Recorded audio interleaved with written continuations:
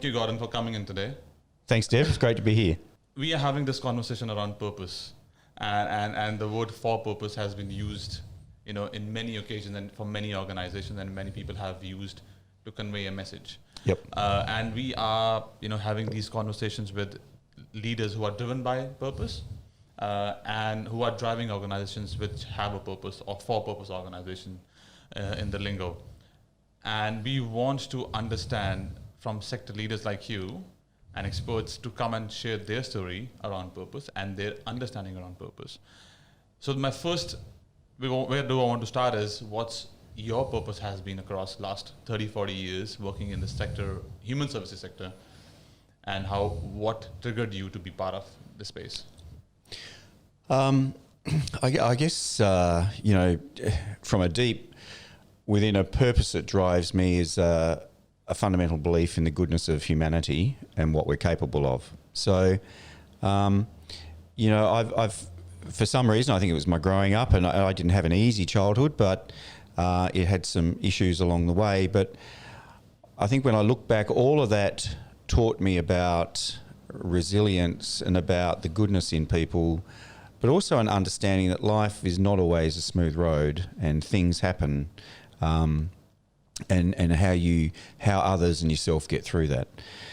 So I guess when I look at my role and what's kept me in the not-for-profit sector, it's really about bringing the best I can out in people. And I don't want that to sound too trite, but we have a lot of good people working in this sector, and a lot of them need to be believed in. They need to be given opportunity. They need to be supported. They need to be invested in to do what they do. So that's the people that work in the sector side. The other is a sense of we can do better for the people we support. And I probably should have talked about that first. So, I remember going, when I first started at Nulsen, it was a big old hostel then. It was the early days when we were still in custodial care phase. We had day rooms of 20 people in there and only 2 staff and not much happening every day for people. My predecessor always, there was this mindset of we can do better. We can do better than this. And so even today, I have this mindset that we can do better. When I look at what we're doing in disability or justice, we can do better. So there's a driver in me that what we're doing today is not good enough for the future for the people we support. If I look at some of the young people coming out of Banksia Hill that we support, we can do much better in supporting them. My view is government policy generally is failing the social sector.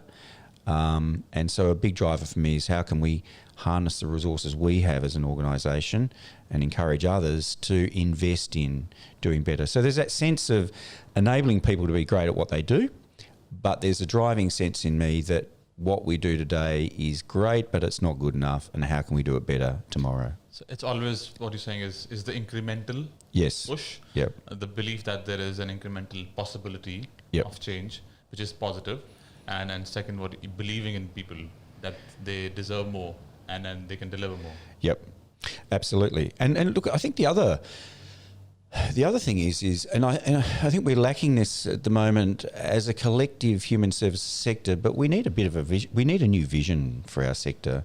I think generally from politicians and governments, they need to respect us and value us a lot more than what they have been doing in the last probably 10 years. But I think that we need a vision that unites us. I go back to probably the mid '80s when we had that Bob Hawke announced deinstitutionalisation of services across Australia for people with disabilities, and that united us. There was a united vision from families, people with disabilities, and the people that worked in the system that we're going to get rid of institutions and we're going to do things better. And it really harnessed a lot of energy. The same applies today. We need a better social vision to harness that energy.